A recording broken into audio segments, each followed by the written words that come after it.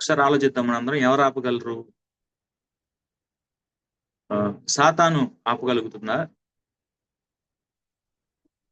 లేదా సమాధి ఆపగలుగుతుందా? లేదా పిలాతు సంకెళ్ళు ఆపగలుగుతాయా దేవుణ్ణి, యేసుక్రీస్తు ప్రభు? మనం ఆలోచిద్దాం ఒకసారి. లేదు.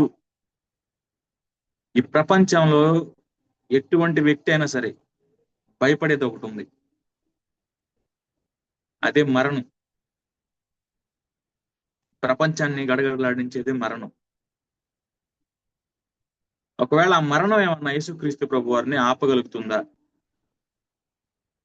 అనే విషయాన్ని మనం చూసుకుంటే, మనందరికి తెలిసిన విషయం, మరణం యేసుక్రీస్తు ప్రభు వారిని ఆపలేదు అనే విషయం మనకు తెలిసింది. మనం వాక్య భాగాన్ని, ఇక్కడ ఉన్న జూమ్ మీటింగ్ లో ఉన్న వారందరూ వాక్యం మీద బాగా పట్టున్నారు కాబట్టి దీని గురించి ఎక్కువసేపు మనం చెప్పక్కర్లేదు. అయినా సరే ఊరికే ఒక 2 వచనాలు మనం చదువుకొని నేను ఇంకా ముందలకి వెళ్తాను. అంటే యేసుక్రీస్తు ప్రభు వారిని ఎవరు ఆపగలరు? సాతాను గురించి, సమాధి గురించి, లేదా మరణం గురించి 2 మాటలు చదువుకొని మనం వాక్య భాగంలో ముందలకి వెళ్దాం. ఏం లేదు, మత్తయి సువార్త 4వ అధ్యాయం 10-11 వచనాలు ఒకసారి నేను చదువుతాను. ఇది చిన్న ఉదాహరణ, అంటే సాతాను ఆపగలుగుతా లేదని ఇది మీ అందరికి తెలిసిందే. యేసుక్రీస్తు ప్రభు వారు ఉపవాసం ఉన్నప్పుడు సాతాను యేసుక్రీస్తు ప్రభు వారిని శోధించడానికి వచ్చినప్పుడు ఈ సందర్భం. మత్తయి సువార్త 4వ అధ్యాయం 10వ వచనం 11వ వచనం అన్నమాట. యేసు వానిని, సాతాన కొమ్ము, ప్రభువైన నీ దేవునికి మొక్కి ఆయనను మాత్రము సేవించవలెను అని వ్రాయబడి ఉన్నది. అంతటా అపవాది ఆయనను విడిచిపోగా. చూడండి, ఏంటిది? యేసుక్రీస్తు ప్రభు సాతానుని పొమ్మంటే అపవాది వెళ్ళిపోయింది అక్కడి నుంచి. అంటే ఇక్కడ మనం చూసుకోవాల్సింది ఏంటంటే, సాతాను కూడా యేసుక్రీస్తు ప్రభు వారిని ఆపలేదు. చూడండి, ఈ లోకంలో ఈ సాతానికి ఎంతో కొంత అధికారం ఉంది కాబట్టి, అయినా సరే ఏమవుతుంది ఇక్కడ? యేసుక్రీస్తు ప్రభు వారిని సాతాను ఆపలేదు. మరి ఎవరు ఆపుతారు? మరణం ఏమన్నా ఆపుద్దా మరి? లేదా సమాధి ఏమన్నా ఆపుద్దా? చూద్దాం. ఇది వాక్యం చాలా జాగ్రత్తగా వినండి. చూడండి, అంటే సమాధి గాని లేకపోతే మరణం గాని ఆపుద్దా అనే దగ్గర ఒక చిన్న వచనం చదివించి నేను ముందుకు వెళ్తాను. మార్కు సువార్త 16వ అధ్యాయం 6వ వచనం. మార్కు సువార్త 16 అధ్యాయం 6వ వచనం. అందుకు అతడు, కలవరపడకుడి, సిలువవేయబడిన నజరేయుడగు యేసును మీరు వెతుకుతున్నారు, ఆయన లేచి ఉన్నాడు, ఇక్కడ లేడు. వారు ఆయన్ను ఉంచిన స్థలము చూడుడి. అంటే చూడండి, ఆయన ఎక్కడ లేడు. ఎక్కడ లేడు? సమాధిలో లేడు. ఆయన లేచి ఉన్నాడు. ఎక్కడి నుంచి లేచినాడు? మరణం నుంచి లేచి ఉన్నాడు. అంటే సమాధి గాని, పిలాతు సంఖ్యలు గాని, లేకపోతే మరణం కానీ ఆయన్ని ఆపలేకపోయింది. ఇవేవి కూడా యేసుక్రీస్తు ప్రభు వారిని ఆపలేకపోయాయి. మరి ఎవరు ఆపగలరు? మరి మరణం అంటే ఈ ప్రపంచాన్నే భయపెట్టే మాట మరణం అనేది. ఆ మరణం కూడా ఆపలేకపోయింది యేసుక్రీస్తు ప్రభు వారిని. మరి ఎవరు ఆపుతారు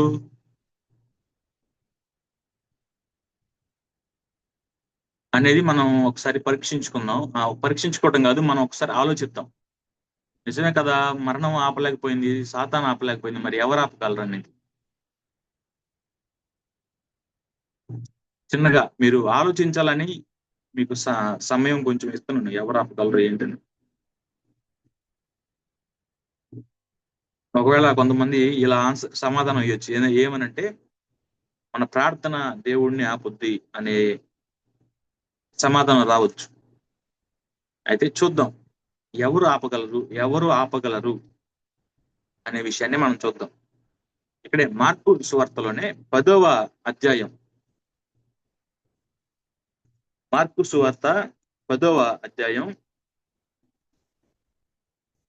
46 నుంచి చూద్దాం. మార్కు సువార్త 10వ అధ్యాయం 46వ వచనం. వారు యెరికో పట్టణముకు వచ్చిరి. ఆయన తన శిష్యులతో బహుజన సమూహముతోను యెరికో నుండి బయలుదేరి వచ్చుచుండగా తీమయు కుమారుడగు బర్తిమేయు అను గ్రుడ్డి భిక్షకుడు త్రోవ పక్కన కూర్చుండెను. చూడండి, గుడ్డి భిక్షకుడైన బర్తిమేయు అనే అతను త్రోవ పక్కన కూర్చొని ఉన్నాడు. అయితే ఆయన నజరుడైన యేసు అని వాడు విని, దావీదు కుమారుడా యేసు, నన్ను కరుణింపుమని కేకలు వేయ మొదలు పెట్టెను. చూడండి, గుడ్డి అతను దేవుని యేసుక్రీస్తు ప్రభువుని చూడలేదు, కానీ విన్నాడు. నజరేయుడైన యేసుక్రీస్తు ప్రభువారని వినటం జరిగింది. ఆ వినటం మనకి బైబిల్లో కూడా మాట ఉంటది, ఏంటంటే వినుట వలన విశ్వాసం కలుగునని. అలాగా ఆయనకి విశ్వాసం కలిగిందేమో. ఆయన కేకలు వేస్తున్నాడు, దావీదు కుమారుడా యేసు, నన్ను కరుణింపుమని కేకలు వేయ మొదలు పెట్టెను. ఎవరండి ఈ వ్యక్తి అంటే, రోడ్డు పక్కన కూర్చునే ఒక గుడ్డి అతను, అడుక్కునే వ్యక్తి. చూడండి, ఈ వ్యక్తికి చాలా ప్రాధాన్యత ఉంది. మనం ఉదాహరణకి మనం వెళ్తా ఉంటాం, ఒక రోడ్డు పక్కన అడుక్కునే వాళ్ళు ఉంటారు. వాళ్ళని చూస్తే మనం కూడా ఒక్కొక్కసారి ఏంటంటే మనం కూడా పట్టించుకునే పరిస్థితి.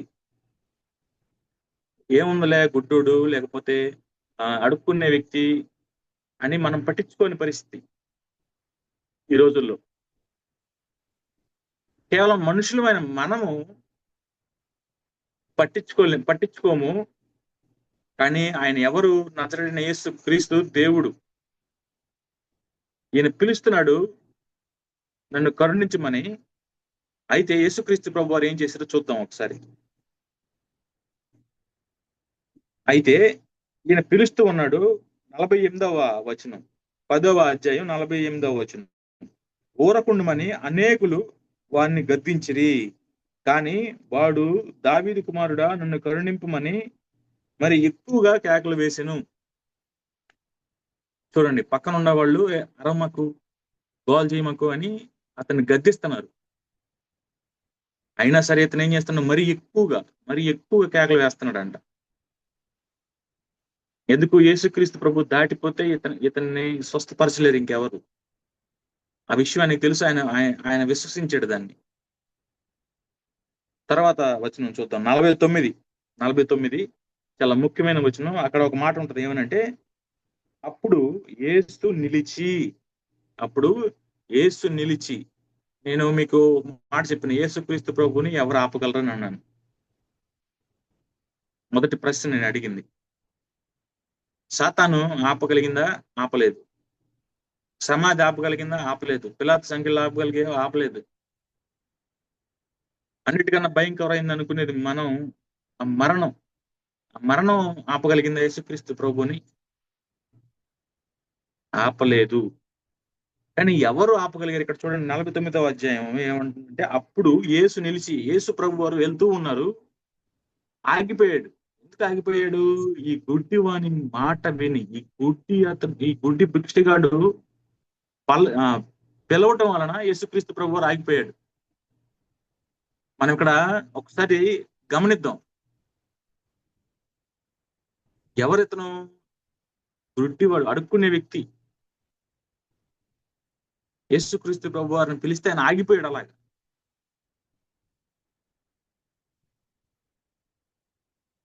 మనం ఆగుతామా? ఎవరన్నా రోడ్డు పక్కన ఎవరన్నా, మనం ఏదో పని మీద వెళ్తా ఉంటాం, ఏదో బిజీ పని మీద వెళ్తా ఉంటాం, ఎవరన్నా అడుక్కునే వ్యక్తి మనల్ని పిలిచాడు అనుకోండి, మనం ఆగుతామా? ఆగం. ఎక్కువ శాతం ఆగం. మన పని మనది. కానీ ఆయన ఎవరు? యేసుక్రీస్తు ప్రభువారు దేవుడు ఆయన పిలిస్తే ఆగిపోయాడు. నేను మళ్ళీ మళ్ళీ చెప్తున్నాడు, అడుక్కునే వ్యక్తి. ఆయన పిలిస్తే ఆగిపోయాడు. మిగతా ఏది కూడా ఆయన ఆపలేకపోయింది. చూడండి, ఇప్పుడు ఎవరు ఆపగలరు ఆయన్ని? గుడ్డి అతను ఆపగలిగాడంటే ఆయనే కాదు. ఇక్కడ నేను మాట్లాడుతున్నాను, నేను ఈ జూమ్ మీటింగ్ లో ఉన్న ప్రతి ఒక్కరూ ఆయన్ని ఆపగలం. ఎందుకు ఆపగలం అంటే అది మన గొప్పతనం కాదు, ఆయన కృప, ఆయన కరుణ, ఆయన ప్రేమ. జాగ్రత్తగా వినండి. ఎందుకు ఆపగలం అంటే అది మన గొప్పతనం కాదు, ఆయన ప్రేమ అది, ఆయన కరుణ, ఆయన ప్రేమ అదంతా. ఈ జూమ్ మీటింగ్ లో ప్రతి ఒక్కరు కూడా యేసుక్రీస్తు ప్రభువుని కదలకుండా ఆపగలొచ్చు అనమాట. మనందరం అది ఏదైనా సరే, ఏ విషయం అయినా సరే, ఇతను ఎలా అతన్ని ఆశీర్వదించమని లేకపోతే ఆయన కార్యం జరిగించమని ఎలా అయితే అడిగాడో అలాగే మనం కూడా వృత్తి వారిని చూసి మనం నేర్చుకోవాలి. ఏమి నేర్చుకోవాలంటే, ఆ పక్కన ఉన్న వాళ్ళందరూ అరుస్తున్నారు, ఏమని? మాకు గోల చేయమాకు అని పక్కన ఉన్న వాళ్ళు అరుస్తుంటే ఇతను ఇంకా బిగ్గరగా కేకలు వేస్తున్నాడు యేసుక్రీస్తు ప్రభు వారి కోసం. ప్రియమైన దేవుని బిడ్డలారా, ఈ రోజు ఈ పరిస్థితులు మన చుట్టూ ఉన్న, మీరు ఇక్కడ ఈ జూమ్ మీటింగ్ లో ప్రతి ఒక్కరూ, అలాగే నేను కూడా, మన చుట్టూ ఉన్న పరిస్థితులు ఒకవేళ మనల్ని ప్రార్థన ఆపు, కార్యం జరగట్లేదు, సంవత్సరాలుగా ప్రార్థన చేస్తాం, కార్యం జరగట్లేదు, ఇంకా చాలు అని ఈ చుట్టుపక్కల ఉన్న ప్రతికూల పరిస్థితులు ఒకవేళ మనల్ని ఆపడానికి ప్రయత్నిస్తున్నాయేమో, ఈ జూమ్ మీటింగ్ లో ఉన్న ప్రతి ఒక్కరు, అది ఏ విషయం అయినా సరే. ఇక్కడ ఎలాగైతే గుడ్డు అతన్ని, ఆ భిక్షగాడిని ఎవరైతే చుట్టుపక్కల ఉన్న వాళ్ళు ఆపుతున్నారో అరవద్దు అని, ఒకవేళ అలాగ మనల్ని కూడా ఈ చుట్టుపక్కల ఉన్న పరిస్థితులు, కష్టమైన పరిస్థితులు, శోధనలు, ఇబ్బందులు, ఇరుకులు, ఇవన్నీ ఒకవేళ మనల్ని యేసుక్రీస్తు ప్రభువుని పిలవకుండా ఆపుతున్నాం, ఒకవేళ విశ్వాసంలో పడిపోయే వారిగా ఉన్నామేమో, విశ్వాసం చూపించలేని వారిగా ఉన్నామేమో, మనం ఒకసారి మనం పరీక్షించుకుందాం ఒకసారి. అది ఎంత పెద్ద సమస్య అయినా సరే, ఏదైనా సరే, దేవుని బిడ్డలారా, మనం ఎలాగైతే ఆ భిక్షగాడు ఆపు అన్నా సరే, మరింత ఎక్కువగా ఎలా అయితే ఆయన నజరేయుడైన యేసుక్రీస్తు ప్రభుని ఎలా పిలిచాడో, మనం కూడా మన చుట్టూ ఎంత ప్రతికూల పరిస్థితులైనా సరే మనకు అనవసరం. మనం ఆ భిక్షగాడిలాగా మరింత మరింత మరింత, ఎంత పరిస్థితులు అనుకూలంగా లేకపోయినా, ప్రతి ఒక్క పరిస్థితి ప్రతికూలంగా మనకి జరుగుతున్నా సరే, మనం ఆ భిక్షగాడిలాగా ఎక్కువగా మరింతగా బిగ్గరగా కేకలు వేసుకొని మరింత ఎక్కువగా ప్రార్థన చేసేవారిగా, మరింత ఎక్కువగా విశ్వాసాలు బలపడే వారిలాగా మనం ఉండాలి.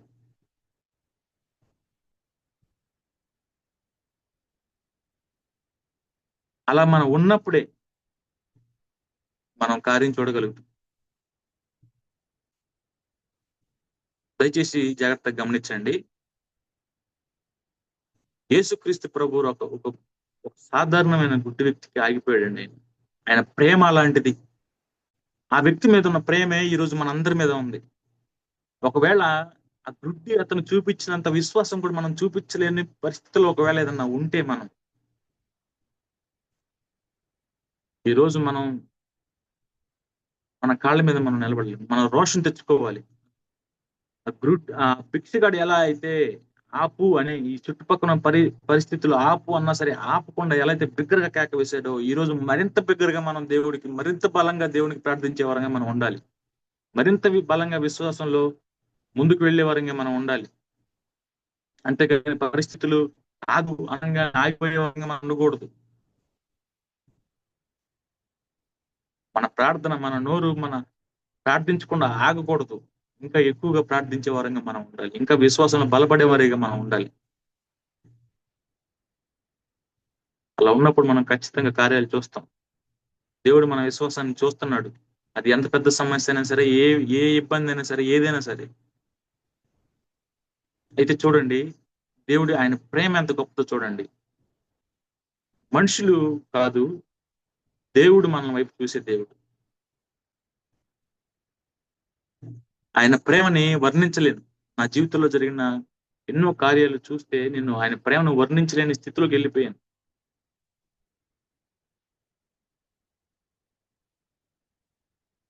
కొన్ని సార్లు అంటే అంటే మీకు అర్థం అర్థం అవడం కోసం చెప్తాను.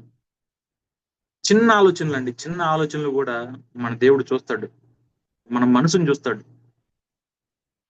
అంటే ఇది మీకు ఆ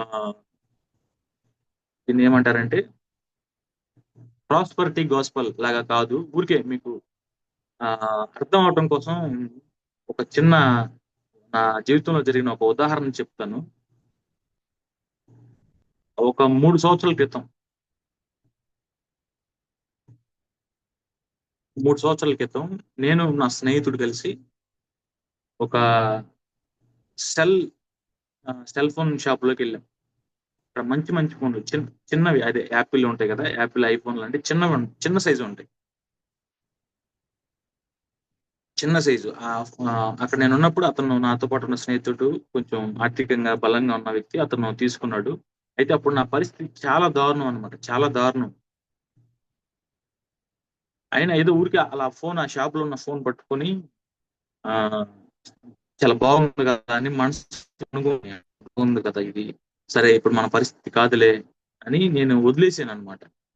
నేను నిజంగా చెప్పాలంటే ప్రార్థన కూడా చేయలేదండి. ఎందుకు ప్రార్థన చేయాలి, ఫోన్ గురించి ఎందుకు చేయలేను, ఈ లోక సంబంధమైన వాటి గురించి ఎందుకు ప్రార్థన చేయాలి అని నేను చేయలేదన్నమాట. కానీ 2 సంవత్సరాల తర్వాత నేను ఏ ఫోన్ అయితే చూసిన సేమ్ అదే విధంగా ఉండే ఫోన్ నాకు ఆ దేవుడు ఇచ్చాడు. అంటే ఫోన్ కోసం అని కదండి, అంటే మీకు ఈ కాన్సెప్ట్ ఎందుకు చెప్తుంటే, మన హృదయంలో చిన్న చిన్న కోరికలు కూడా ఆయన చూస్తాడు అనే విషయాన్ని గురించి నేను మీకు చెప్తున్నాను. మన హృదయంలో ఉన్న చిన్న చిన్న కోరికలు కూడా ఇలాంటివి, ఇది ఒకటే మీకు ఊరికే ఉదాహరణ కోసం మీకు చెప్పాను. ఆయన ప్రేమ ఎలాంటిది, ఆయన మన అవసరతలు, మన మన మన ఆలోచనలు, మన కోరికలు, చిన్న చిన్న ఇష్టాలు కూడా ఆయన చూస్తాడు. ఆయనకి అంత ప్రేమ మనం అంటే అనే విషయాన్ని మీకు వివరించడం కోసం దీని గురించి చెప్పాను. కానీ అంతేగాని యేసుక్రీస్తుని ప్రభువుని నమ్ముకుంటే అది అది జరుగుద్ది, ఇది జరుగుద్ది అని నేను చెప్పను. అప్పుడు కూడా నేను చెప్పాను, ఇప్పుడు ఏది నేను ప్రార్థన చేయలేదు దీని గురించి అని. అలాగా మన దేవుడు అంత గొప్పగా మనల్ని ప్రేమించే దేవుడు మన దగ్గర ఉన్నాడు. కాబట్టి మనం ఏం చేయాలంటే విశ్వాసంలో తగ్గకుండా మరింత బలంగా, మరింత బలంగా, మరింత బలంగా మనం ఎదిగే వారంగా, చుట్టుపక్కల ఉన్న ఇబ్బందులు ఏవన్నీ మనం పట్టించుకోకుండా మనం ముందరకు వెళ్ళే వారంగా ఉండాలి. అయితే మీకు మిమ్మల్ని అడిగిన ప్రశ్న ఏంటి, మొదల ఎవరు ఆపగలరని మనం చూసాం. అయితే ఇప్పుడు మనకి ఏమర్థమైందంటే, ఎవరైనా సరే ఆయన ప్రార్థిస్తే, ఆయన పేరు పెట్టి పిలిస్తే ఖచ్చితంగా ఆయన మన దగ్గరికి వచ్చే దేవుడు. ఆయన మనల్ని తృణీకరించే దేవుడు కాదు ఆయన. దేవుని బిడ్డలారా, ఇంకొక ఉదాహరణ నా జీవితంలో నుంచి నేను చెప్తాను. నేను దేవుళ్ళు అంటే బాప్తిసం తీసుకోక ముందల ఒక 5 సంవత్సరాల నుంచి నాకు దేవుడు తెలుసు. నేను ప్రార్థన చేసుకుంటాను, పాపంలో పడిపోతాను. మళ్ళీ కొన్ని రోజులు ప్రార్థన చేస్తాను, మళ్ళీ కొన్ని రోజులు పాపంలో పడిపోతాను. మళ్ళీ కొన్ని రోజులు ప్రార్థన చేస్తాను, మళ్ళీ పాపంలో పడిపోతాను. ఇలా జరిగిపోయింది, దగ్గర దగ్గర 5 సంవత్సరాలు జరిగింది. కానీ ఈ రోజు నేను ఇలా మీ ముందర ఇలా వాక్యం చెప్పడానికి కానీ, ఆయనలో నిలబడటానికి కానీ ఏంటి కారణం? ఈ యవన వయసులో బహుశా మీలో కొంతమందికి నా సాక్ష్యం తెలిసి ఉంటుంది. ఏంటి కారణం అంటే, ఆ కారణం ఏంటో చెప్పనా? నేను ఎప్పుడు పశ్చాత్తాపంతో మోకళ్ళు కొని నా కన్నీళ్లతో, ప్రభా నన్ను క్షమించి ప్రభా, నేను బలహీనుడిని, నేను నిలబడలేకపోయాను, నేను మళ్ళీ పడిపోయాను, నన్ను క్షమించి ప్రభా అన్నప్పుడు ఆయన ఎప్పుడు కూడా నన్ను తృణీకరించలేదు, నన్ను దాటి వెళ్ళిపోలేదు. నువ్వు నాకొద్దు, నువ్వు నిలబడతానని నేను మాట ఇచ్చి మళ్ళీ పడిపోయావు అని ఎన్నిసార్లు చెప్పినా నువ్వు వింతే చేసావని ఆయన ఎప్పుడు కూడా నన్ను తృణీకరించలేదు. ఆ ప్రేమ, ఆ పరిమితులు లేని ప్రేమ ఈ రోజు నన్ను మీ ముందర ఇలా నిలబెట్టింది. అంత ప్రేమిస్తున్నాడు ఆయన మనల్ని. మనం చేయాల్సిన ఒకటే, ఆయన ఆయన దగ్గర మొకాళ్ళుని మనకి విశ్వాసంతో ఆయన పిలిస్తే ఆయన ఖచ్చితంగా మన పక్షాన్ని నిలబడతాడు, మన కోసం ఆగుతాడు, మన కార్యాలు జరిగిస్తాడు. చూడండి, ఒక భిక్షగాడికి ఆయన ఎంత ప్రాముఖ్యత ఇచ్చినప్పుడు మనందరికి కూడా అలాగే ఇస్తాడు. అది మన గొప్పతనం కాదు. మనం ఇక్కడ గొప్ప గొప్ప సాక్ష్యాలు చెప్పినంత మాత్రాన్ని మన గొప్పతనం కాదు, అది అది దేవుని కృప, ఆయన ప్రేమ, ఆయన వాత్సల్యత. అది ఇంత గొప్ప ప్రేమ, మనం పిలిస్తే ఆగిపోయే ప్రేమ, మనం ఏడిస్తే ఆగిపోయే ప్రేమ, మన కన్నీళ్లు కారిస్తే ఆగిపోయే ప్రేమ. అది మన కన్నీళ్లు చూస్తే తట్టుకోలేడు ఆయన. ఉదాహరణకి అంటే మన మన కన్నీళ్ళకున్న విలువ ఏంటనేది కొన్ని వచనాలు కూడా ఉంటాయి, అది చూపిస్తాను, అది చదువుకుందాం.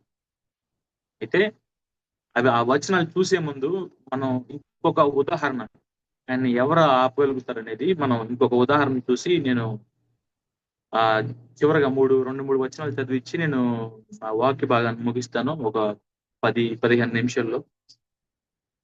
ఆ ఆదికాండం 32వ అధ్యాయం. ఆదికాండం 32వ అధ్యాయం చూద్దాం ఒకసారి.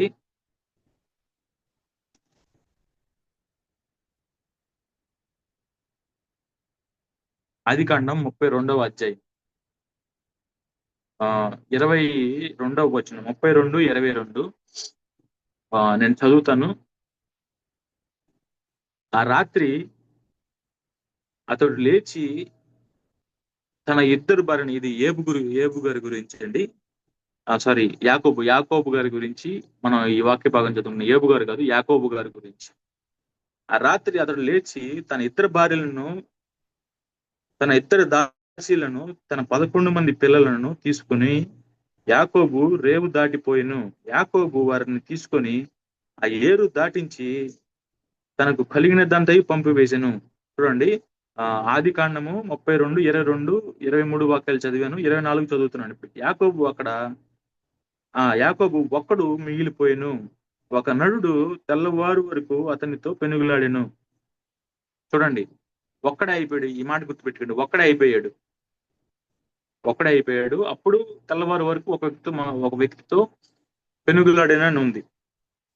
తాను అతనిని గెలవకుండుట చూచి తొడగూటు మీద అతనిని కొట్టెను. అప్పుడు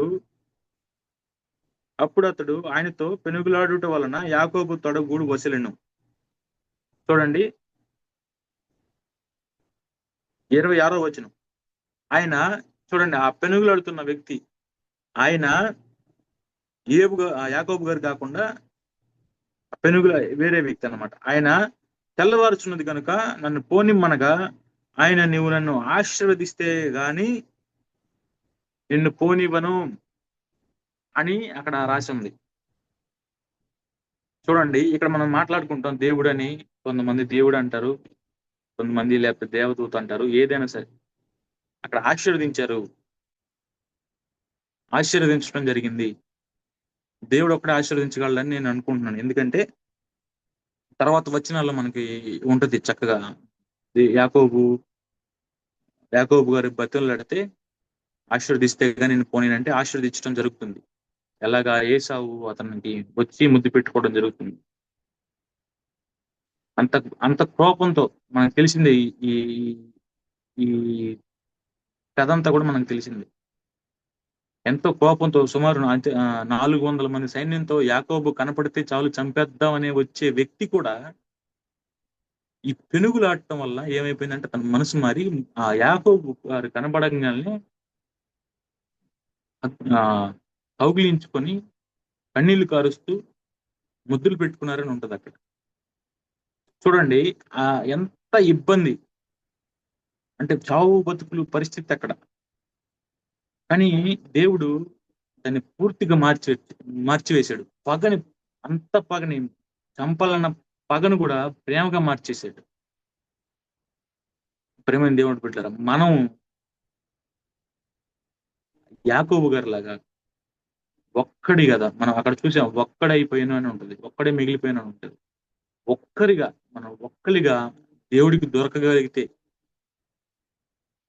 ఒక్కడిగా దేవుడికి దొరికి ఆయనతో ప్రార్థనలో పెనుగులాడే వారంగా మనం ఉండాలి. చూడండి, ఊరికే అంటే మీకు ఇక్కడ ఏమని ఉంటదంటే తొడగూటు మీద కొట్టిన అని ఉంటది. కానీ ఇంగ్లీష్ బైబిల్లో ఏమని ఉంటదంటే టచ్ అని ఉంటది. టచ్ అంటే ముట్టెను అని ఉంటది. టచ్. ఊరికి అనుకుందాం, ఆయన తడితేనే అంటే ముట్టితేనే ఆయన తొడగుట్టు వసిలితే నిజంగా కొడితే యాకోబు పరిస్థితి ఏంటి? అయినా సరే యాకోబు గారు వదలలేదు, దేవుడు కూడా కొట్టలేదు, బతులాడుతున్నాడు. ఎవరిని బతులాడుతున్నాడు? యాకోబు. యాకోబు గారికి ఒక మాట ఉంటది, ఏమనంటే మోసగాడు అని ఉంటది. ఇది నేను చెప్పేది కాదు, బైబిల్ చెప్పేది. అయితే కొంతమంది యాకోబు మోసగాడు కాదు అని అంటారు, లేదు కొంతమంది మోసగాడు అని అంటారు. సరే, అది వేరే విషయం. అయితే బైబిల్ చెప్పేది ఏంటంటే మోసగాడు అని చెప్పేసి మనం చూస్తాం. కొన్ని ఒక మోసగాడు అయిన వ్యక్తి పట్టుకొని అడుగుతుంటే, బతిమలాడుతుంటే, నన్ను నన్ను ఆశీర్వదించమనంటే ఆయన దాటి పోలేకపోతున్నాడు. అడుగుతున్నాడు, తెల్లవారిపోతుంది నన్ను పోనివ్వనిచ్చు అని బతిమలాడుతున్నాడు. ఎవరిని? యాకోబు గారిని దేవుడు బతిమలాడుతున్నాడు. చూసారా ఆ ప్రేమ? చూసారా ఆ కరుణ్ణి? చూసారా? అది ఎక్కడ దొరుకుద్ది? ఈ ప్రపంచంలో మనకి ఎక్కడ దొరుకుద్దా? దేవుడు ఈరోజు సిద్ధంగా ఉన్నాడు. మనం కనుక ఆయనతో పెరుగులాడటానికి కనుక మనం సిద్ధపడితే, ఆయన మనల్ని ఆశీర్వదించడానికి సిద్ధంగా ఉన్నాడని చెప్పడానికి ఈ వచనాలు చాలు. ఆయనకి ఒంటరిగా మనం దొరికే వారంగా మనం ఉండాలి. ఆయన ఒంటరిగా దొరికినప్పుడు ఆయన మనతో మాట్లాడటం జరుగుతుంది. మనలో ఉన్న తప్పులు సరిచేయటం జరుగుతుంది. మనలో ఉన్న లోపాలు ఆయన చూపించడం జరుగుతుంది. ఆయన చిత్తానుసారంగా మనం ఎలా నడవాలో మనకి తెలియజేస్తాడు దేవుడు. మనం ఒంటరిగా దొరకటం చాలా ముఖ్యం. అలాగే ఒంటరిగా దొరకటం కాదు, యేసుక్రీస్తు ప్రభువుతో ప్రార్థనలో పెనుగులాడేవారిలాగా, అలాగే ఆ గుడ్డి భిక్షవాడిలాగా మరింత మరింత రెట్టింపుతో కేకలు వేసి యేసుక్రీస్తు ప్రభు వారిని పిలిచేవారిలాగా మనం ఉండాలి. మనం పిలిస్తే ఆయన ఖచ్చితంగా అవుతాడు. ఇక్కడ చూడండి, నిలిచిపోయినాడు, నన్ను పోనివని బతులాడుతున్నాడు. ఇంత శక్తి గల దేవుడు నన్ను పోనివని ఒక మోసగాడైన వ్యక్తి అడుగుతుంటే బతులాడుతున్నాడు. ఒక మోసగాడైన వ్యక్తిని బతులాడుతున్నాడు. ఆ ప్రేమ ఉదాహరణకి మీకు మనం చిన్నపిల్లలు చూస్తూ ఉంటాం. చిన్నపిల్లలు తండ్రి ఇంట్లో నుంచి బయటికి వెళ్తుంటే పిల్లలు కాళ్ళ దగ్గర పట్టుకొని నన్ను పోనీ అంటారు. తండ్రి బయటికి వెళ్తుంటే పోకుండా ఆపుతారు. అప్పుడు తండ్రి అంటాడు, చూడండి ఆగురా ఇప్పుడే వస్తాను అని. ఆ తండ్రి ప్రేమ ఇక్కడ చూపిస్తున్నట్టు నాకు అర్థమైంది. అంత గొప్ప ప్రేమ మన దేవుని ప్రేమ. మనం చేయాల్సిందల్లా ఎలా అయితే ఇక్కడ ఒంటరిగా యాకోబు గారు పెనుగులాడాడు, అలాగే ఆ గుడ్డి భిక్షగాడు ఎలాగైతే మరింత రెట్టింపు కేకలు వేశాడో, పరిస్థితులను పట్టించుకోకుండా, చుట్టుపక్కల పరిస్థితులు పట్టించుకోకుండా ఎలా రెట్టింపుగా కేకలు వేశాడో, ఇలా చేయగలిగితే మనం ఖచ్చితంగా అంత గొప్ప దేవుడు, ప్రపంచాన్ని తలకిందులు చేయగల దేవుడు, ప్రపంచాన్ని మొత్తాన్ని సృజించిన దేవుణ్ణి మనం ఆపగలుగుతాం. ఇది ఈ వాక్యానికి సారాంశం. ఈ సృష్టిని సృజించిన దేవుడు, ఆ దేవుణ్ణి మనం మన ప్రార్థన ద్వారా, లేకపోతే మన రోదన ద్వారా, మన కన్నీటి ద్వారా, మనం ఆయన పిలవటం ద్వారా మనం ఆయన ఆపగలుగుతున్నాం అంటే ఎంత గొప్ప దేవుడు చూడండి. ఆయన ఎంత ప్రేమ గల దేవుడు. ఆ ప్రేమకి మాటల్లో వర్ణించలేము. ఆ ప్రేమ అంత గొప్ప దేవుడు. ఒకవేళ ఈరోజు ఆయన అంత గొప్ప దేవుడు, ఆ ప్రేమని మనం ఒకవేళ పొందుకోలేని పరిస్థితుల్లో మనం ఉన్నామేమో. మనల్ని మనం పరీక్షించుకోవాలి, మనల్ని మనం తెలుసుకోవాలి. నేను చెప్పాను, కన్నీళ్ళకి చాలా విలువ ఉంటుందని ఇందాక. మన కన్నీళ్ళకి చాలా విలువ ఉంటుందని నేను చెప్పాను. ఊరికే ఉదాహరణకి మీకు ఒక 2-3 వచనాలు మనం చదువుకొని ముందుకెళ్దాం. ప్రకటన గ్రంథంలో ఉంటుంది. ప్రకటన గ్రంథం 21వ అధ్యాయం 4వ వచనం. ప్రకటన గ్రంథం 21వ అధ్యాయం 4వ వచనం. ప్రకటన గ్రంథం 21:4. ఆయన వారి కన్నుల ప్రతి బాష్మ బిందువును తుడిచివేయును. చూడండి ఏంటిది? ఆయన వారి కన్నుల నుంచి వచ్చి ప్రతి బాష్ప బిందువును తుడిచివేయను. ప్రతి ఒక్కరండి, అందరి కన్నీటిని తుడచగలిగే దేవుడు ఆయన. అంతకన్నా అదృష్టం ఉండదు. ఆయన స్పర్శ మనకు తగులుతుంది. ఎప్పుడు ఆయన నీ కన్నీటిని తుడిచిన స్పర్శ నీకు ఎప్పుడు తగులుతుంది అంటే నువ్వు కన్నీరు కార్చినప్పుడు. ఆయన దగ్గర కూర్చొని ఒంటరిగా మన బాధలని చెప్పుకున్న పరిస్థితుల్లో ఆయన స్పర్శ మనకు తగులుతుంది. నిజంగా నేను ఎన్నోసార్లు ఆ స్పర్శని అనుభవించడం జరిగింది. నేను ఇందాక చెప్పాను, ఎప్పుడైతే పాపం చేసి మళ్ళీ దేవుడి దగ్గరికి వచ్చాను, అప్పుడు మనకు ఆ స్పర్శ మనకు అర్థం అవుద్ది. దేవుని స్పర్శ ప్రతి ఒక్క భాషమ బిందుని తుడిచివేస్తాడండి. కానీ ఈ రోజుల్లో మనం చూస్తే క్రైస్తవులు అనే వారికే దేవుడి ప్రేమ తెలిసిన వారికి కన్నీరు రావట్ల, హృదయాలు కఠినమైపోయినాయి, రాయిలాగా అయిపోయినాయి. ఆయన దగ్గర కూర్చొని రోధించి ఆయనతో పెనుగులాడి, ఆయన ప్రార్థనతో పెనుగులాడి మాట్లాడి, మరి అవసరమైతే మరింత బిగ్గరగా మరింత ఎక్కువగా ప్రార్థించి పట్టుదలతో ప్రార్థించే ఆ పట్టుదల లేదు క్రైస్తవుని. కన్నీరు రావట్లేదు. అది దేనికో తెలియదు. దానికి చాలా కారణాలు ఉండొచ్చు. పాపం అయి ఉండొచ్చు, వేరే వేరే కారణాలు ఏదైనా ఉండొచ్చు, విశ్వాసం తగ్గిపోవడం అయి ఉండొచ్చు, లేదా నామకార్థ విశ్వాసంలో ఉండటం అయి ఉండొచ్చు. కానీ కన్నీరు కారిస్తే ఆయన చూస్తా ఉండలేడు ఆయన. మనం కన్నీరు కారిస్తే ఆయన చూస్తా ఉండలేడు. ఇది 100కి 100% కరెక్ట్. నా జీవితంలో ఎన్నో అనుభవించాను ఇలా. దయచేసి ఆ ఆయన ప్రేమని నామకార్థంగా, అంటే ప్రార్థన చెయ్యాలి కదా.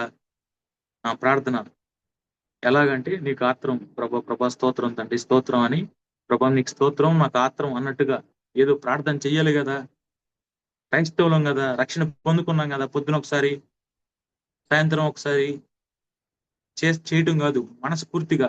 మనస్ఫూర్తిగా నువ్వు తప్ప నాకు ఇంకెవరు లేరు అని ఆయనతో పెనుగులాడే వారికి ఎలాగా మనస్ఫూర్తిగా, ఇంకా మన హృదయాన్ని తీసి మన హృదయంలో ఉన్న ప్రతి ఒక్క పరిస్థితిని చూసి ఆయన ముందర కొమ్మరించే వారంగా మనం ఉండాలి. ఎలాగా? యాకోబు గారు లాగా. యాకోబు ఎలా అయితే ఆశీర్వదిస్తే కానీ పోనీ ఉన్నాడు, అలాగే ఈ ప్రేక్షకుడు ఎలా అయితే మరింత బిగ్గరగా కేకలు వేసాడు, అలాగా మనం దేవుడితో పెనుగులాడే వారంగా మనం ఉండాలి. దేవుడితో మాట్లాడే వారంగా, దేవుడిని పిలిచే వారంగా, దేవుడిని మనం ఆపగలిగే వారంగా మనం ఉండాలి. అప్పుడు మనం దేవుడి కార్యాలు ఖచ్చితంగా చూస్తాం. రోజు కాకపోతే ఇవాళ కాకపోతే రేపు కాకపోతే ఎల్లుండి ఖచ్చితంగా మనం చూస్తాం. ఇంటి ప్రేమను వదిలిపెడుతున్నాం. కేవలం మన కన్నీళ్ళు రావట్లేదు, మన హృదయం దేవుడి ముందలకి మనస్ఫూర్తిగా రావట్లేదు, పూర్తి స్థాయిలో రావట్లేదు. ఒకవేళ పాపం కారణం అయి ఉండొచ్చు. ఒక మాట ఉంటుంది ఏంటంటే, ఆ పాపం ప్రార్థన చేయనీదు, ప్రార్థన పాపం చేయనీదంట. ఇదొక కారణం ఉండొచ్చు. ఇంకా ఇది కాకుండా వేరే కారణాలు ఏదైనా ఉండొచ్చు. ఇవన్నింటిని మనం ఈరోజు పక్కన పెట్టాలి. మనం దేవుడి దగ్గరికి రావాలి. మన హృదయాన్ని ఆయన ముందర కుమ్మరించాలి.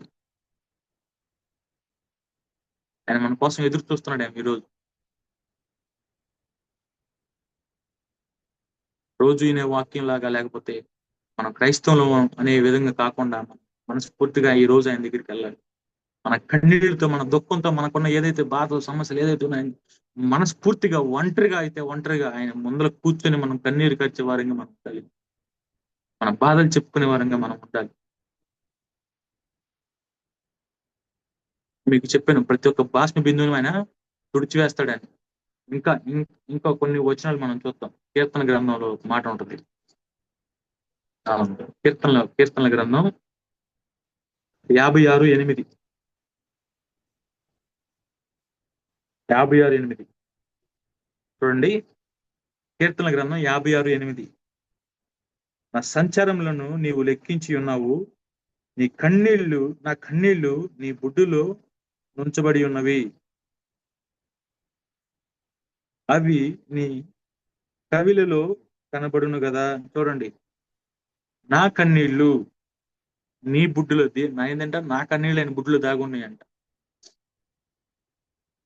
చూడండి, ఎంతకన్నా గొప్ప ఆశీర్వాదం ఏముంటుందో. నా కన్నీళ్లు ఈ సృష్టికర్త బుడ్డిలో దాగి ఉండటం అంటే ఇంకంతకన్నా అదృష్టం ఉంటుందా? మనం దీన్ని వదిలేసి వేరే దేనికోసం మనం ఆశపడతా ఉంటాం. నా కన్నీళ్లు ఈ ఆ సర్వశక్తి మంత్రుని దేవుడి బుడ్డిలో ఉన్నాయంట. ఎంత గొప్ప ఆశ, ఎంత గొప్ప భాగ్యం అది.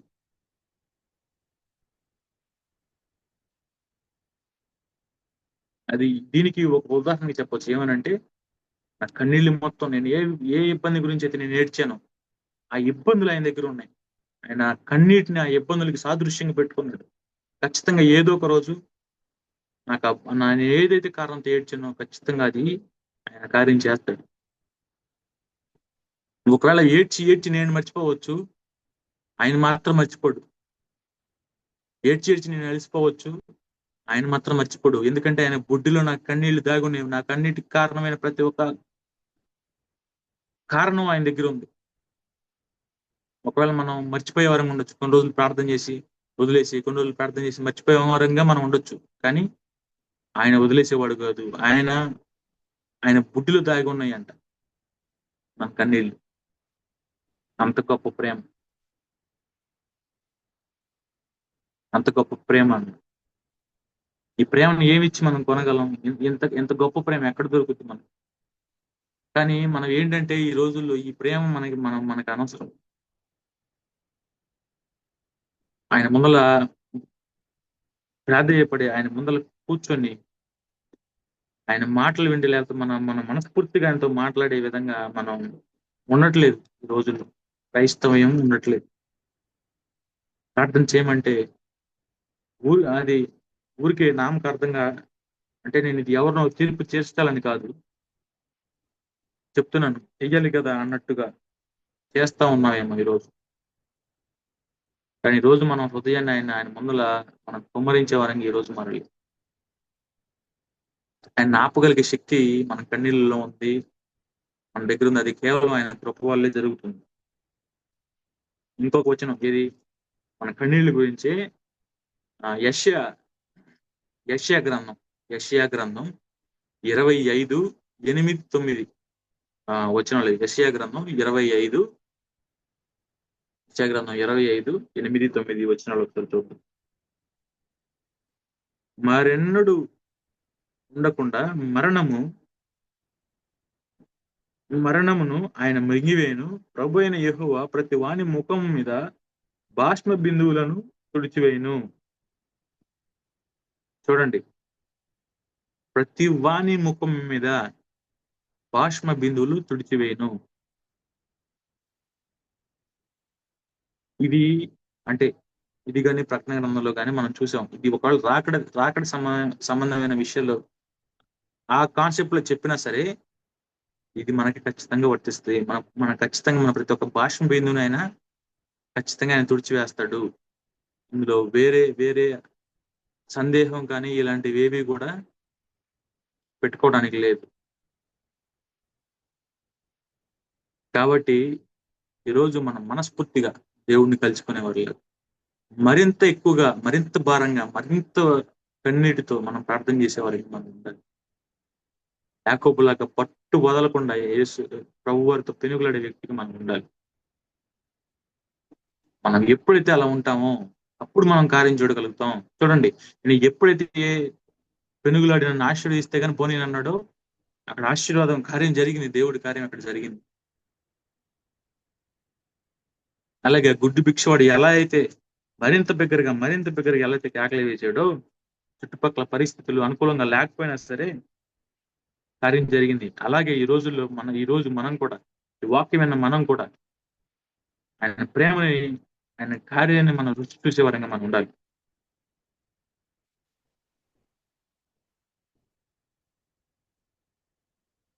ఒకవేళ అలా లేకుండా పైన ప్రార్థన చెయ్యాలి కదా అన్నట్టుగా ఇలా చేసుకుంటా పోతే, ఇది ఉదాహరణకి మీకు చెప్పాలంటే, భిక్షగాడు పక్కన వాళ్ళు ఆపంగా ఉండగానే ఆపేస్తే ఏంటి పరిస్థితి? దేవుడి కార్యం చూసేవాడు కాదైనా. యాకోబు గారు తడుగుడు వసిరింది కదని వదిలేస్తే దేవుడి కార్యం చూసేవాడు కదా, దేవుడి ఆశీర్వాదం చూసేవాడు కాదాయన. కాబట్టి ఎటువంటి ఇబ్బందులైనా, ఎటువంటి ఇరుకులైనా సరే ఆయన పట్టుకొని ఉంటాం, ఆయన పెనుగులాడటం, ఆయన మీద దృష్టి పెట్టడం, ఆయన కోసం పాకులాడటమే మనం చేయాలి. అప్పుడే మనం కార్యం చూడగలుగుతాం. దేవుని బిడ్డలారా, ఈ రోజు నిజంగా ఒకవేళ ఎవరైనా దూరంగా అలాగ ఉంటే దయచేసి మరొక్కసారి దేవుడి కోసం, దేవుని దగ్గరికి, ఆయన పాదాల చెంతకు వచ్చారని మనం మనస్ఫూర్తిగా ప్రార్థన చేసే వరంగా మనం ఉండాలి. ఈ రోజు రాత్రి జూమ్ మీటింగ్ అయిపోయిన తర్వాత అయినా సరే మీరందరూ, మిమ్మల్ని అందరూ నేను కోరుకునేది మనస్ఫూర్తిగా ఆయన ఆయన మనలో ఉన్న ప్రతి ఒక్క మన మనస్ఫూర్తిగా మన మనసును మొత్తం ఆయన పాదాలు చెందబెట్టి మనం ప్రార్థించే వారిని, మనం పెనుగులాడే వారిని మనం ఉండాలి నేను కోరుకుంటున్నాను. అయితే ఒక చిన్న మాట నేను చదువుతాను. ఆ యెషయా గ్రంథం 65వ వచనం, 65వ అధ్యాయం 2వ వచనం చూద్దాం. యెషయా గ్రంథం 65:2. తమ ఆలోచనలను అనుసరించి చెడు మార్గంతో లోబడల ప్రజల వైపు దినమంతయు నా చేతులు చాపుచున్నాను. చూడండి మళ్ళీ ఇంకొకసారి చదువుతున్నాను. యెషయా గ్రంథం 65:2 వచనం. తమ ఆలోచనలను అనుసరించి చెడు మార్గం నడుచుకొనుచు లోబడల ప్రజల వైపు దినమంతయు నా చేతులు చాపుచున్నాను అంటున్నాడు. తమ ఆలోచన చెప్పున్నా. ఒకవేళ ఈ జూమ్ మీటింగ్ లో ఉన్న మనం ఒకవేళ మన ఆలోచనతో అంటే మనం తెలియగల వల్ల మనం భక్తులు అనుకుని మన ఆలోచనలతో ఏమన్నా ముందరికి వెళ్తున్నామేమో ఒకసారి మనం పరీక్షించుకోవాలి. అంటే దేవుడి చిత్తం కాకుండా, దేవుడి ఆలోచన కాకుండా మన ఆలోచనలతో, మన ఆలోచనలు అంటే ఎక్కువ శాతం మన ఆలోచనలు ఖచ్చితంగా దేవునికి విరుద్ధంగానే ఉంటాయి. ఆయన చిత్తం ఒక్కటే మన జీవితంలో నెరవేరాలి. మన ఆలోచనలు కాదు, మన సొంత తెలివితేటలు కాదు, మన భక్తి కాదు. చూడండి, చెడు మార్గం నడుచుకొనొచ్చు లోబడల ప్రజల వైపు దినమంతయు నా చేతులు చాపుచున్నాను అంటున్నాడు. ఒకవేళ ఆయనకి విరుద్ధంగా ఏదైనా సరే, ఒకవేళ ఆయనకి విరుద్ధంగా మనం దేంట్లో వెళ్తుంటే ఆయన అంటున్నాడు, తనకు లోబడల ప్రజల వైపు దినమంతయు చేతులు చాపుతున్నాను. చేతులు చాపి ఉన్నాడు ఈ రోజు యేసుక్రీస్తు ప్రభు వారు. ఆ కౌగిట్లోకి మనం ఈ రోజు మనం వెళ్ళే వారంగా మనం ఉండాలి. ఒకవేళ మనలో ఏదన్నా చిన్న కార్యం, చిన్నదైనా సరే, చిన్న తప్పైనా సరే, చిన్న అహంకారం అయినా సరే, చిన్న ఈ లోకపు డంబం అయినా సరే, ఏదైనా సరే దాన్ని విడిచిపెట్టి ఆయన చెప్తున్నాడు, ఆయన దినమంతయు ఆయన చేతులు చాపుతున్నాడు అంట. ఈ రోజు మనం ఆయన కౌగిట్లోకి వెళ్ళే వారంగా మనం ఉండాలి. ఆయన స్పర్శని మనం పొందుకునే వారంగా మనం ఉండాలి. మరొక్కసారి మనం ఆయన స్పర్శని పొందుకునే వారంగా మనం ఉండాలి. అది ఎలా జరుగుతుందంటే మన చిత్తం, మన ఆలోచనలు, ఇవన్నీ వదిలేసి మనం మనస్ఫూర్తిగా ఆయన్ని మనం మొత్తం ఆయన పాదాల మీద పడేసి మనం ఎప్పుడైతే ప్రార్థన చేస్తామో మరి అప్పుడే మనం స్పర్శను మనం పొందుకోగలం. కాబట్టి చూడండి, ఆయన ఆపగలిగే శక్తి మనందరికీ శక్తి కాదు, అది అవకాశం. ఈ అవకాశాన్ని కూడా ఎవ్వరు కూడా వదులుకోవద్దని, భిక్షగాడికి లాగా లేకపోతే యాకోబు గారికి లాగా మనం కూడా ఆయన రెట్టింపు ప్రార్థన పనుగులాడుతూ మనం ఆయన కార్యాలు చూసేవారంగా ఉండాలని ఈ మాటలు మీ అందరికి తెలియజేస్తూ, ఈ కొద్ది మాటలు దేవుడు దీవించాలని కోరుకుంటూ మీ అందరికి మరొకసారి కృతజ్ఞతలు తెలియజేస్తూ నా మాటలు ఇక్కడ, దేవుని మాటలు ఇక్కడతో ముగిస్తున్నాను. మీ అందరికి వందనాలు. ఒక చిన్న ప్రార్థన చేసేసి నేను నా మాటలు ముగిస్తాను. ప్రార్థన చేసుకుంటాను. స్తోత్రాలు తండ్రి, స్తోత్రాలు ప్రభా, స్తోత్రాలు తండ్రి, స్తోత్రాలు తండ్రి. గొప్ప ఘనమైన తండ్రి, మీ అనలేని ప్రేమకైనా ప్రభా మీకే స్తోత్రాలు తండ్రి.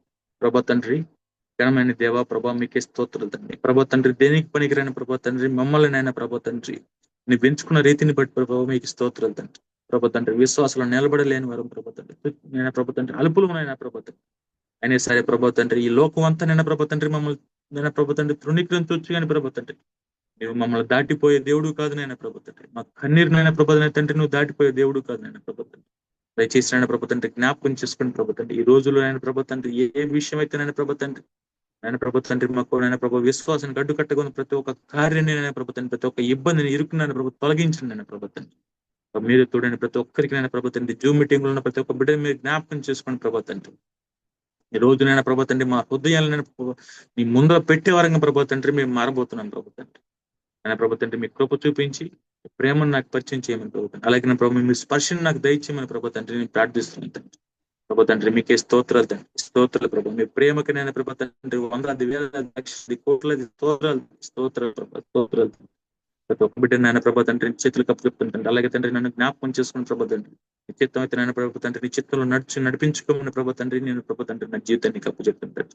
నా ప్రభా తండ్రి మరొకసారి నాయన ప్రభా తండ్రి సభ్యులైన ప్రభా తండ్రి ప్రతి ఒక్కరిని వారి కుటుంబాలనైనా ప్రభా తండ్రి, అలాగే నేను ప్రభా వారి పనులనైనా ప్రభా తండ్రి, వారి వృత్తులనైనా ప్రభా తండ్రి, వారి బిడ్డలనైనా ప్రభా తండ్రి మీ చేతులు కప్పు చెప్తున్నాను ప్రభా. అలాగే నా ప్రతి ఒక్క కార్యాన్ని, ప్రతి ఒక్క భవిష్యత్తులో ప్రతి ఒక్క కార్యాన్ని ప్రభా తండ్రి, ప్రతి ఒక్క బిడ్డనైనా ప్రభా తండ్రి పాదాలు చెంత పెడుతూ ప్రభా నీ కొద్ది మాటలైన ప్రభా దీవించమని ప్రభా తండ్రి అతి పవిత్రమ తండ్రి యేసు క్రీస్తు నామంలో ప్రభా తండ్రి మీకు వినంతో ప్రార్థించి వేడుకుంటున్నాను తండ్రి. ఆమేన్, ఆమేన్. మా రక్షణ వాస్తు తెస్తున్నాం అయా కార్తికేయ గారు బట్టి వారి కుటుంబాన్ని బట్టి దేవానికి స్తోత్రాలు మరి ఎక్కువగా వాడుకోనండి అయా. ఈనాడు ప్రభావ మరి జూమ్ కాల్లోకి వచ్చిన నాయన బిడ్డలందరి కొరకాయ ప్రతి కుటుంబాన్ని బట్టి దేవా మీకే కృతజ్ఞత ఆశలు చెల్లిస్తున్నాం. ప్రతి ఒక్కరిని ఆశీర్వదించండి నాయన. అయా మీ రాకడ కొరకు సిద్ధపరచండి ప్రభా. లోకంలో ఎంతో భయంకరమైన కార్యాలు జరుగుతా ఉన్నాయి నాయన. మీ రాకడ గురుతులు జరుగుతా ఉన్నాయి ప్రభా. అయా ప్రభా అలాగే నాయన దేశం మీదకి దేశం, రాజ్యం మీదకి రాజ్యం నాయన ప్రభా ఈ రీతిగా యుద్ధాలు జరుగుతా ఉన్నాయి ప్రభా. కనికరించండి అయా. ఇశ్రాయేలుని కాపాడువాడు కునుకడు నిద్రపడని సెలవిచ్చినావు దేవా. కనుక నాయన నీ సంఘము నాయన మీరు ప్రేమించి సంఘము కొరకు ప్రాణం ఇచ్చినావు ప్రభా. నీకు స్తోత్రం మా దేవా. మమ్మల్ని అంతగా ప్రేమించినందుకు మీకు స్తోత్రం ప్రభా. పాపులమైన మా ఇళ్ళ దయ చూపినందుకు స్తోత్రం ప్రభా. ఇంతవరకు నడిపించినందుకై మీకు స్తోత్రం మా తండ్రి. జుమ్కాల్లో కూడి వచ్చిన మరొక్కసారి ప్రతి కుటుంబాన్ని, ప్రతి వ్యక్తిని నాయన మీరు అనుగ్రహించండి ప్రభా. రక్షణతో అలంకరించండి ప్రభా. మా అక్కర్లన్నీ ఎరిగిన మా దేవుడవు నాయన. మేము అడగక మునుపే నాయన మా అక్కర్లన్నీ ఎరిగిన దేవుడవు గనక మీకు స్తోత్రం నాయన. మా పరమ తండ్రి నా నీతిని, నా రాజ్యాన్ని వెదకమని మీరు సెలవిచ్చినారు కనుక ప్రభా మేము అట్లాగా ఆ రీతిగా మేము ఉండటానికి సహాయం చేయండి. ఘనత, మహిమ, ప్రభావాలు మీకు ఆరోపిస్తున్నాం. మరొకసారి నాయన జుమ్కా నడిపిస్తున్న నీ దాసులు డాక్టర్ జోబ్ గారు, వారి కుటుంబం, బిడ్డలు, అలాగే మరి వెంకట్రావు గారు వైజాగ్ నాయన, వారిని కూడా ప్రభావ మీరు జ్ఞాపకం చేసుకోండి. ఈ రీతిగా మరొకసారి మమ్మల్ని అందరినీ జూమ్ కాల్ మీటింగ్ ప్రభావ మీకు సమర్పించుకుంటా ఉన్నాం. చేసిన మేలుల ఉపకారములన్నిటి కొరకై మీకే మహిమ, ఘనత, ప్రభావాలు ఆరోపిస్తూ త్వరలో రానయున్న మా ప్రభు, మా రక్షకుడు యేసుక్రీస్తు వారి పేరట స్తుతించి ప్రార్థించి బ్రతిమారి వేడుకొనుచున్నాము పరమ తండ్రి. Amen, amen, amen. Karthikeya benediction దీవెనిచ్చే సార్. ఏబు గారు ఉన్నారు కదా సార్, పెద్దవాళ్ళు, ఆయన ఇవ్వమండి సార్. ఇచ్చేయండి, ఈసారికి ఇచ్చండి, తర్వాత ఇస్తారు. ఒకరు చెప్పండి. సరే సరే.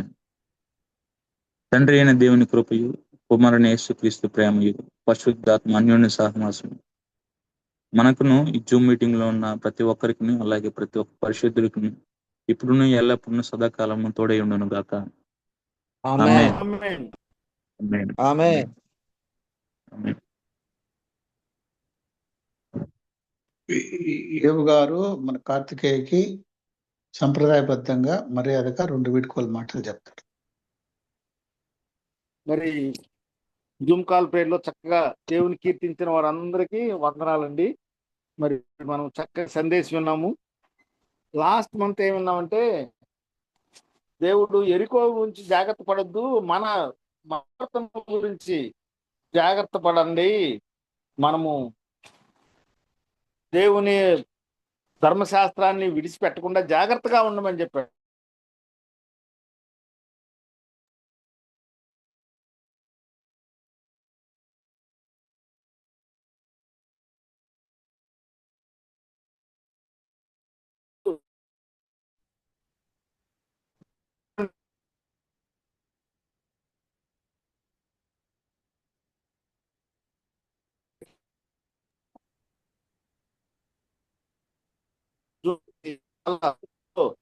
నిగూఢమైన విషయాలను తెలుసుకోవడానికి మనకు ఒక దేవుడు అవకాశం ఇచ్చాడు. కాబట్టి మనమందరం తప్పక సకాలానికి వచ్చి దేవుని సత్యాలను నేర్చుకుని ఆయన మహింపరచవలసిన బాధ్యత మనందరికి ఉంది.